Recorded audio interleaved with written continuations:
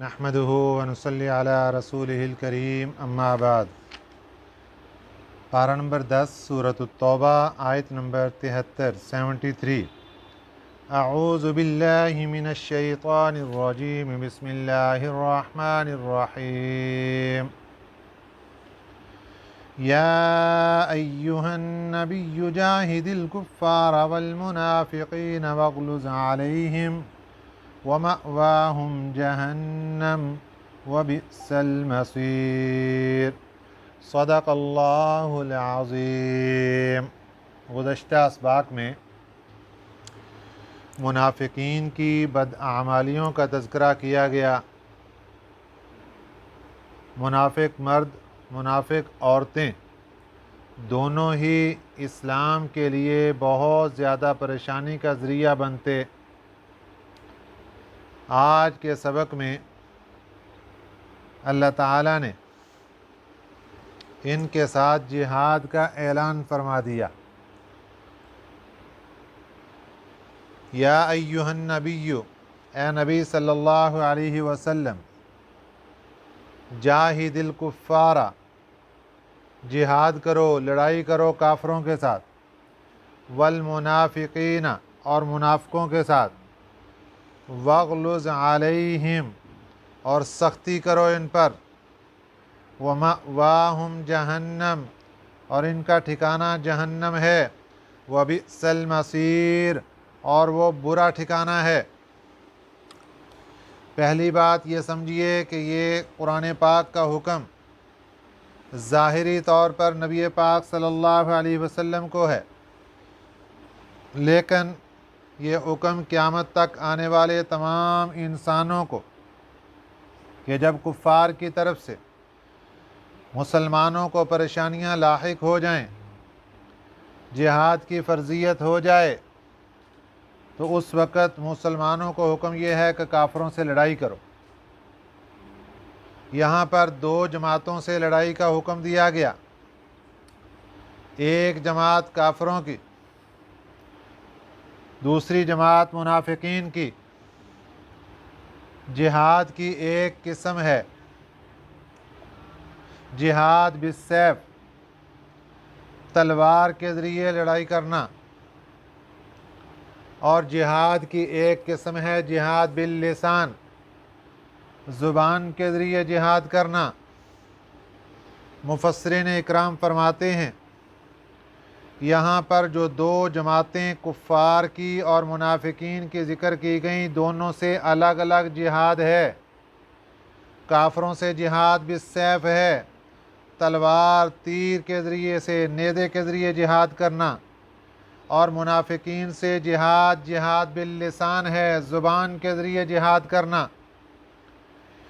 اس کی وجہ یہ تھی کہ منافق لوگ ظاہراً کلمہ پڑھتے تھے، منافق لوگ ظاہری طور پر نماز پڑھتے تھے، منافق لوگ ظاہری طور پر روزے بھی رکھتے تھے، منافق لوگ حج کے اعمال میں بھی شریک ہوتے تھے، اور کئی مواقع ایسے آئے کہ جب منافقین کا پول گستاخانہ یا اسلام کے خلاف کوئی عمل نبی پاک صلی اللہ علیہ وسلم کے سامنے ظاہر ہوا، صحابہ نے دیکھا، انہوں نے تلوار نکالی، حضور اجازت دیجئے اس منافق کی گردن اڑا دیں۔ لیکن میرے پیارے پیغمبر صلی اللہ علیہ وسلم نے ارشاد فرمایا کہ نہیں، اگر میں ان کی گردنیں اڑاؤں گا تو دنیا کے اوپر یہ اثر جائے گا کہ یہ محمد صلی اللہ علیہ وسلم اپنے ساتھیوں کو قتل کر رہے ہیں۔ کسی کو کیا پتا کہ یہ منافق ہے؟ سب نے ظاہری طور پر دیکھنا ہے کہ دیکھو نماز پڑھ رہا تھا، دیکھو قرآن پاک کی تلاوت بھی کرتا تھا، دیکھو ذکر و اذکار میں بھی شامل ہوتا تھا، مجلس میں بھی بیٹھتا تھا، پھر بھی اس کو قتل کر دیا گیا۔ تو اس لیے منافقین کے بارے میں جہاد باللسان کا حکم ہے، اور اللہ تعالیٰ نے اس کے بارے میں کیا فرمایا؟ وَاغْلُظْ عَلَيْهِمْ، یہ جو جہاد باللسان منافقین کے ساتھ کرنا ہے، وَاغْلُظْ عَلَيْهِمْ، سختی کرو ان پر۔ یہ بھی سمجھیے کہ سختی کس انداز سے کرنی ہے۔ کیا ان کو ملامت کریں گے؟ کیا ان کو طعن و تشنیع کریں گے؟ نہیں، اس کا طریقہ کیا ہوگا؟ اعمال کے اوپر سختی کریں گے، اعمال کروانے کے اوپر سختی کی جائے گی۔ دیکھیں جس طرح اپنی اولاد ہے، اولاد کے لیے سختی دو قسم کی ہے۔ ایک سختی تو یہ ہے کہ اولاد کی تربیت کے اندر کمی کوتاہی نہ کی جائے، زبان سے واضح و نصیحت وقتاً فوقتاً اولاد کے لیے کی جائے۔ اور دوسری سختی یہ ہے کہ جب بھی کوئی غلطی ہو طعن و تشنیع پر اتر آؤ، ملامت کرنا شروع کر دو، گالی گلوچ شروع کر دو۔ اب دونوں چیزیں زبان سے ادا ہو رہی ہیں، دونوں چیزیں زبان سے ادا ہونے کے بعد ایک چیز کا رزلٹ 100% ٹھیک آئے گا، ایک چیز کا رزلٹ 100% خراب آئے گا۔ زبان سے طعن و تشنیع کرنا، ملامت کرنا، گالم گلوچ کرنا یہ اسلام کا شیوا نہیں ہے۔ میرے پیارے پیغمبر صلی اللہ علیہ وسلم نے یہ طریقہ نہیں سکھایا۔ اس لیے اگرچہ وہ منافق تھے، ان کے بارے میں تعلیمات اسلامی یہ تھی وَغْلُظْ عَلَيْهِمْ، ان کے اوپر سختی کرو۔ اعمال کے مقابلے میں جب بھی کبھی یہ نافرمانی پر اتریں، کبھی اعمال کے بارے میں کوتاہی کریں، ان کے اوپر سختی کرو، لیکن سختی زبان سے تربیت کے انداز میں کرنی ہے۔ سختی زبان سے ملامت کر کے نہیں کرنی، طعن و تشنیع کر کے نہیں کرنی۔ یہاں تک کہ میرے پیارے پیغمبر صلی اللہ علیہ وسلم نے ایک موقع پر ارشاد فرمایا، اگر تمہاری کوئی کنیز زنا کا ارتکاب کر بیٹھتی ہے، اس کی سزا حد شرعی اس پر جاری کر دو۔ حد تو جاری کر دو، لیکن زبان سے ملامت مت کرو، زبان سے طعن و تشنیع مت کرو۔ نبی پاک صلی اللہ علیہ وسلم کے حالات میں خود اللہ تعالیٰ یہ ارشاد فرماتے ہیں وَلَوْ كُنْتَ فَظًّا غَلِيظَ الْقَلْبِ لَانفَضُّوا مِنْ حَوْلِكَ، اگر آپ سخت کلام، سخت دل ہوتے، لوگ آپ کے پاس نہ بیٹھتے، آپ سے بھاگ جاتے۔ آپ صلی اللہ علیہ وسلم کے معمولات میں کہیں بھی یہ ثابت نہیں کہ کفار کے ساتھ یا منافقین کے ساتھ گفتگو کرتے ہوئے یا خطاب کرتے ہوئے کبھی آپ نے ملامت کا یا طعن و تشنیع کا طریقہ اپنایا ہو۔ جب کافروں کے ساتھ طعن و تشنیع کا اور ملامت کا طریقہ رواں نہیں ہے، منافقین کے ساتھ رواں نہیں ہے، تو ایک مسلمان کا دوسرے مسلمان کے ساتھ یہ کیسے رواں ہو سکتا ہے؟ جب زبان کو انسان آزاد کرتا ہے، جب انسان زبان چلانی شروع کرتا ہے، پھر شیطان اس زبان کے اوپر ڈرائیور بن کے جو مرضی اس میں سے نکلواتا ہے، اور آزادی کی وجہ سے انسان کو پتہ ہی نہیں چلتا کہ میں نے زبان سے کیا کیا بول دی۔ اس لیے ہمیں چاہیے کہ ہم اس بات سے سیکھیں کہ جب قرآن پاک نے منافقین کے بارے میں ہدایات دے دیں، کفار کے بارے میں ہدایات دے دیں، تو ایک مسلمان کے دوسرے مسلمان کے ساتھ، اور ایک ماں باپ کا اپنی اولاد کے ساتھ، اولاد کا ماں باپ کے ساتھ یہ رویہ کیسا ہونا چاہیے؟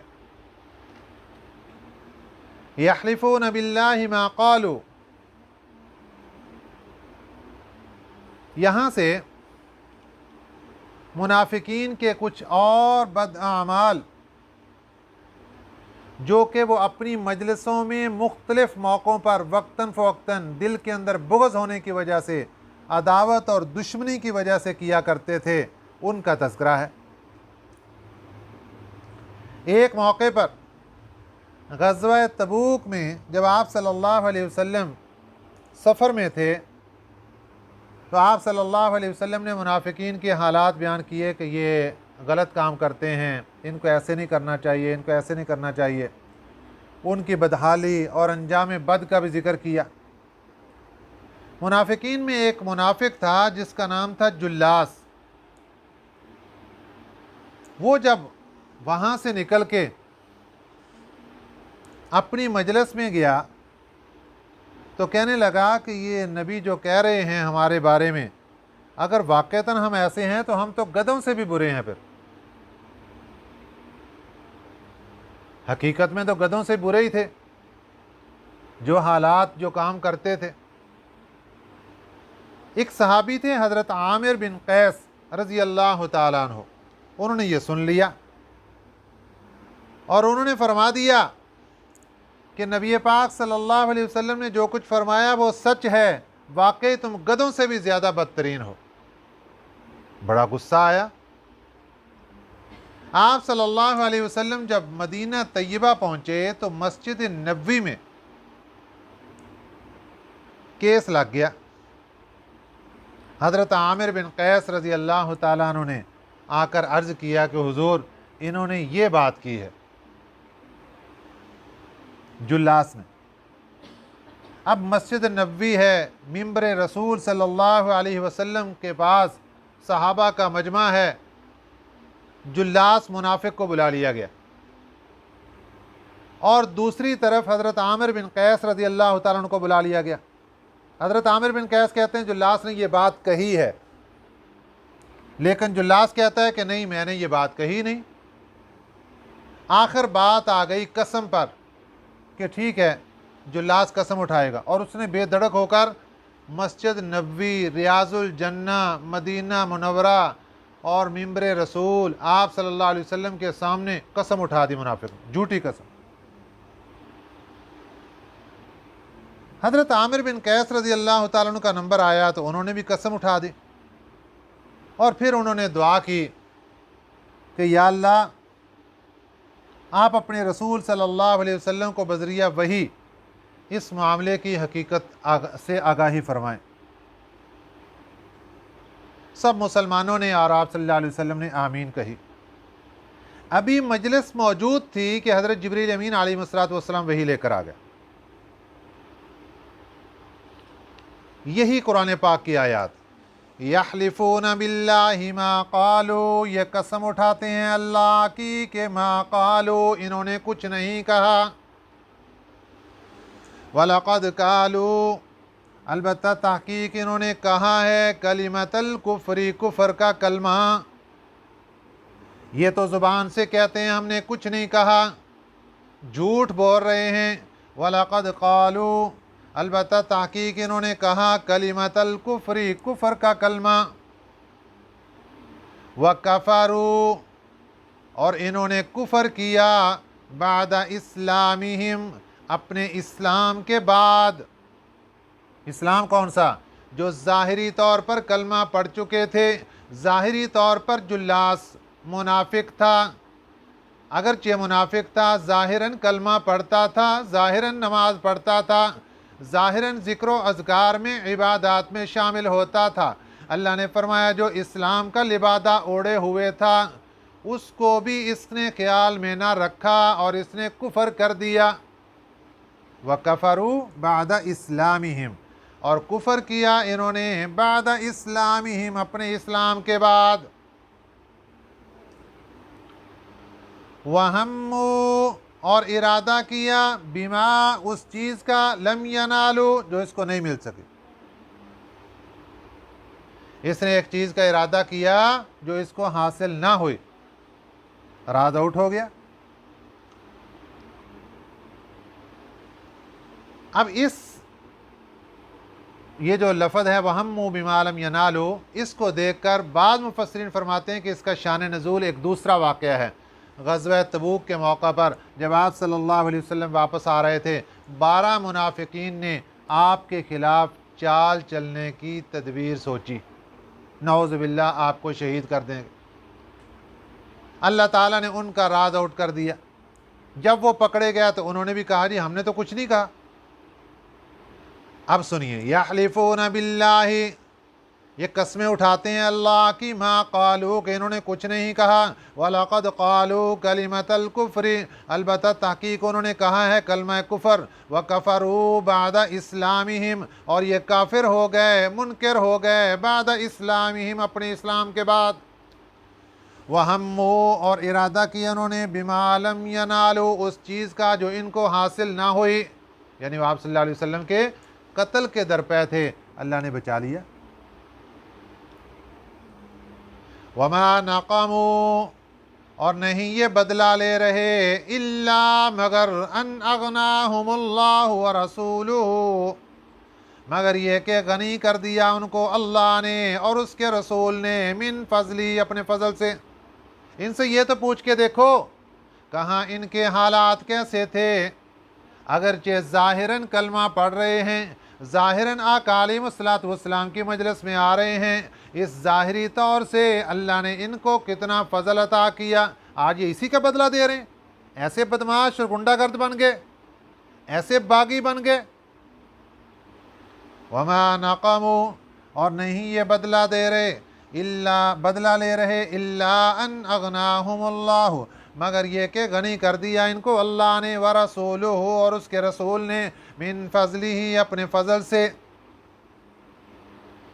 اب وہ تصور کیجئے، مسجد نبوی ہے، ریاض الجنہ ہے، میرے پیارے پیغمبر صلی اللہ علیہ وسلم تشریف فرما ہے، ممبر رسول کے سامنے دو بندے کھڑے، ایک کا نام حضرت عامر بن قیس رضی اللہ تعالیٰ عنہ اور ایک کا نام جلاس منافق ہے۔ راز آؤٹ ہو گیا، جلاس کو پتہ چل گیا، قرآن پاک نازل ہو چکا ہے، اللہ نے ایک ایک چیز کی خبر پیارے پیغمبر صلی اللہ علیہ وسلم کو دے دی۔ یہ وہی ہے، فَإِن يَتُوبُوا يَكُ خَيْرًا لَّهُمْ، حضرت جبریل فرماتے ہیں حضور فَإِن يَتُوبُوا، اگر یہ توبہ کر لیں، يَكُ خَيْرًا لَّهُمْ، یہ بہتر ہوگا ان کے لیے۔ جلاس فوراً آگے بڑھے، عرض کیا حضور اللہ نے میرا راز بھی آؤٹ کر دیا، اللہ نے میری بات بھی آپ پر واضح کر دی، اور اللہ نے میری توبہ کا اعلان بھی فرما دیا، توبہ کی شرط بھی رکھ دی۔ اے پیارے پیغمبر صلی اللہ علیہ وسلم آپ گواہ ہو جائیں، میں پکی توبہ کرتا ہوں، آج کے بعد کبھی منافقت نہیں کروں گا۔ سبحان اللہ۔ اب کلمہ طیبہ پڑھ کر اسلام میں داخل ہو گئے اور پکی توبہ کر لی، پھر انہوں نے کبھی بھی منافقوں کا ساتھ نہیں دیا۔ یہ ہیں حضرت جلاس، سین کے ساتھ، جیم لام الف سین، پکے مسلمان بن گئے۔ وَإِن يَتَوَلَّوْا يُعَذِّبْهُمُ اللَّهُ، اور اگر یہ پھر نہیں مانیں گے، یتولوا پیٹ پھیر لیں گے، نہیں مانیں گے بات کو، يُعَذِّبْهُمُ اللَّهُ عذاب دے گا ان کو اللہ، عذابًا علیما دردناک عذاب، پھر اللہ ان کو دردناک قسم کا عذاب دے گا۔ توبہ کر لیں گے تو بہتر ہوگا، اگر یہ ایسے ہی ڈٹے رہے اللہ ان کو دردناک عذاب دے گا، فی الدنیا، دنیا میں، والآخرت اور آخرت میں، وما لہم فی الارض من ولی ولا نصیر، وما لہم اور نہیں ہوگا ان کے لیے، فی الارض روئے زمین میں، من ولی کوئی حمایتی، ولا نصیر نہ کوئی مددگار، کوئی حمایتی کوئی مددگار نہیں ملے گا۔ ایک منافق تھا، وہ آپ صلی اللہ علیہ وسلم کی مجلس میں آ گیا، حضور بڑا غریب آدمی ہوں، ثعلبہ نام تھا اس کا، ثعلبہ،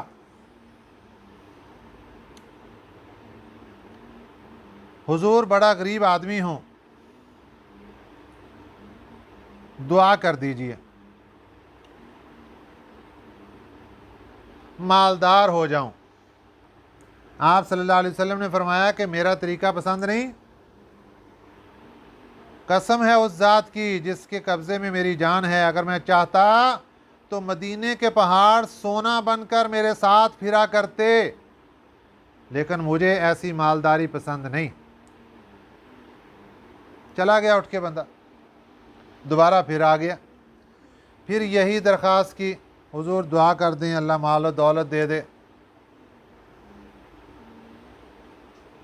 اگر اللہ تعالیٰ مجھے مالدار بنا دے گا میں سارے حقوق ادا کروں گا، زکوٰۃ بھی دوں گا، دوسرے لوگوں کے حقوق بھی ادا کروں گا، غریبوں کے ساتھ تعاون بھی کروں گا،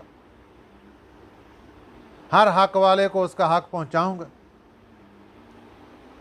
میرے آقا صلی اللہ علیہ وسلم نے ہاتھ اٹھا دیے، دعا فرما دی، اللہ تعالیٰ نے اس کے مال میں برکت عطا فرما دی، اس نے بکریوں کا کاروبار شروع کیا، اللہ نے اس کے اندر ایسی برکت ڈالی کہ اس کے گھر کے اندر جو جگہ تھی وہ بکریوں کے لیے تنگ پڑ گئی، اس کو اپنا گھر چھوڑ کے باہر، شہر سے باہر جگہ لینی پڑی اپنی بکریوں کا ریوڑ رکھنے کے لیے، ایسی برکت ہو گئی۔ اب یہ جیسے ہی شہر سے باہر گیا، پہلے 5 نمازیں مسجد نبوی میں پڑھتا تھا، اب یہ رات کے وقت وہی اپنے جانوروں کے پاس اور دن کے وقت نماز پڑھنے کے لیے آ جاتے، 2 نمازیں پڑھتا تھا۔ پھر اللہ نے اور اضافہ فرما دیا بکریوں کے اندر، اس کی وہ جگہ بھی تنگ پڑ گئی، اس کو وہاں سے بھی کوچ کرنا پڑا، آگے کسی اور جگہ چلا گیا، اب جو 2 نمازیں تھیں وہ بھی گئی۔ یہ صاحب 1 ہفتے کے بعد جمعہ پڑھنے کے لیے آتے تھے مسجد نبوی میں۔ اللہ کا کرنا ہوا کہ بکریاں اور بڑھ گئیں، وہ جگہ بھی تنگ پڑ گئی، اس کو اور آگے جانا پڑا۔ جو ہفتے کے بعد 1 جمعہ پڑھنے کے لیے آتا تھا وہ بھی گیا۔ ایک دن میرے پیارے پیغمبر صلی اللہ علیہ وسلم نے پوچھا وہ کہاں گیا بندہ؟ حضور اس کا تو مال اتنا بڑھ گیا کہ مال کے اندر ہی مصروف ہو گیا۔ آپ نے فرمایا افسوس ہے ثعلبہ پر، افسوس، ویحک ثعلبہ، افسوس افسوس۔ ایسا مال اور ایسی تجارت جو انسان کو اللہ کی ذات سے غافل کر دے، نمازیں چھڑوا دے، نبی پاک صلی اللہ علیہ وسلم کی زیارت اور مجلس چھڑوا دے، ایسا مال تو ہلاکت اور بربادی کی طرف لے کر جائے۔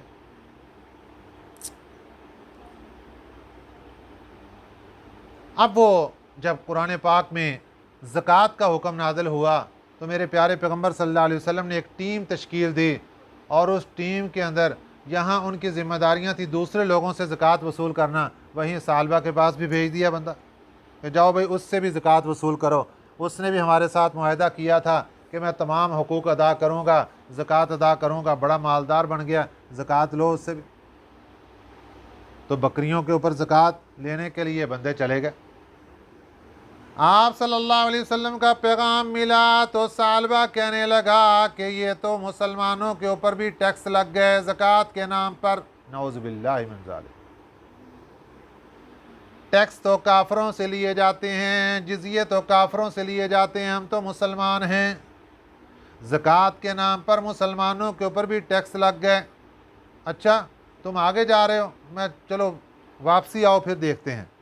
جس طرح مالداروں کی آج بھی عادت ہے، جس نے دینا ہے نا اس نے پہلی فرصت میں کہ اللہ تعالیٰ نے میرے پاس پیغام بھیجا ہے تو جلدی سے مدرسے کے لیے جہاں جس کے لیے بھی جلدی سے دے دو، اور جنہوں نے چکر لگوانے ہیں اچھا جی آگے چکر کاٹ کے آئیں، پھر دوبارہ رابطہ کریں، یہ کریں 2 دن کے بعد 4 دن کے بعد۔ یہ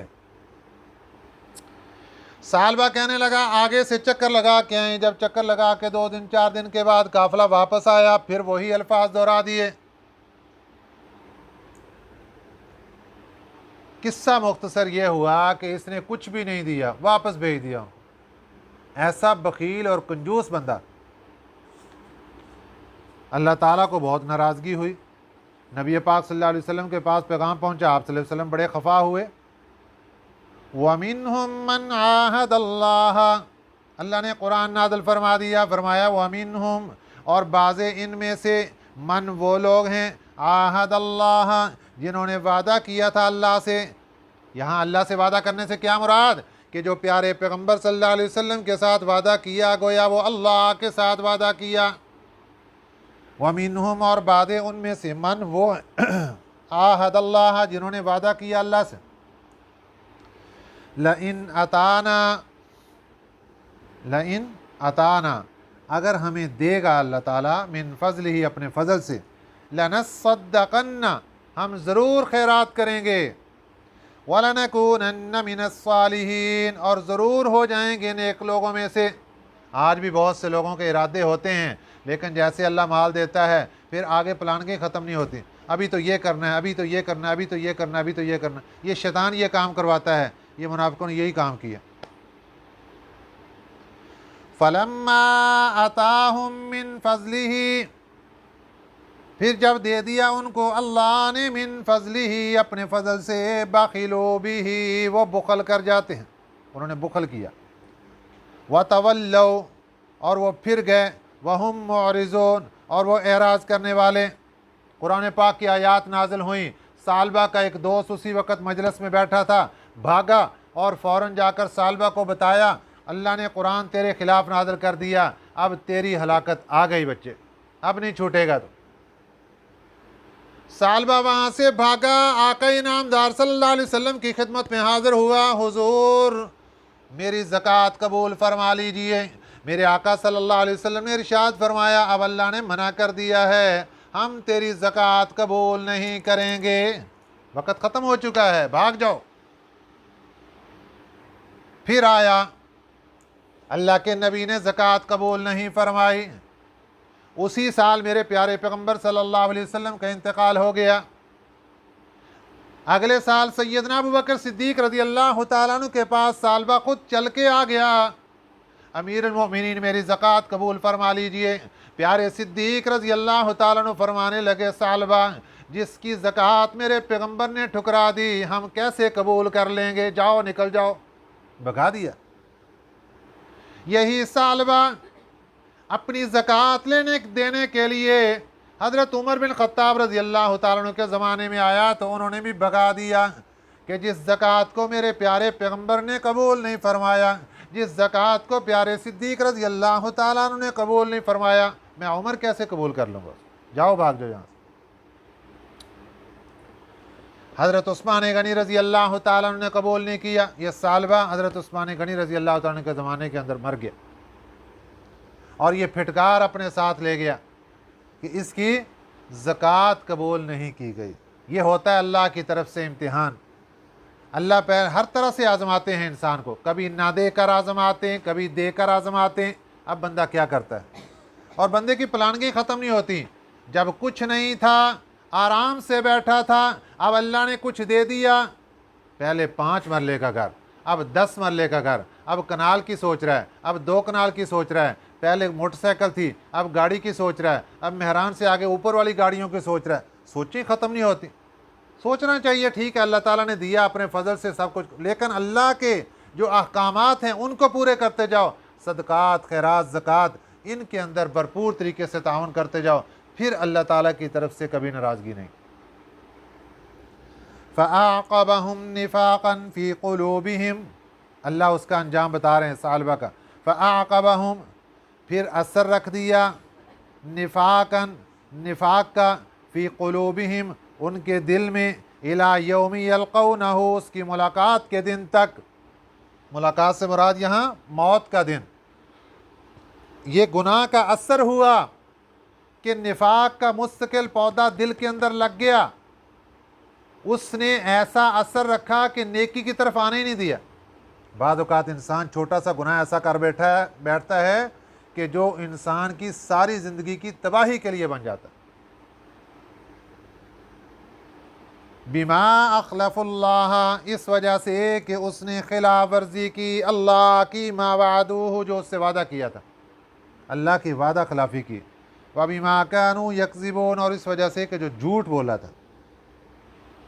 अलम यालमू, क्या नहीं जानते वो, अन्नल्लाह यालमु सिर्रहुम, बेशक अल्लाह ताला जानता है उनके राज़ों को, व नजवाहुम, और उनके मशवरों को, व अन्नल्लाह अल्लामुल ग़ुयूब, बेशक अल्लाह ताला गैब की बातों को जानने वाले हैं। हमारे दिलों के राज अल्लाह की ज़ात जानने वाली, हमारे आपस के मशवरे अल्लाह की ज़ात जानने वाली। अल्लाह ने आखिर में फरमाया, हम तो अल्लामुल ग़ुयूब हैं, गैब की ख़बरें भी जानने वाले हैं। अभी ख्यालात तुम्हारे दिल के ऊपर आते हैं, तुमने ज़ुबान से उसको कुछ नहीं बोला, हम तो सब कुछ वो भी जानने वाले हैं। इसलिए हमसे कोई चीज़ मख्फ़ी नहीं।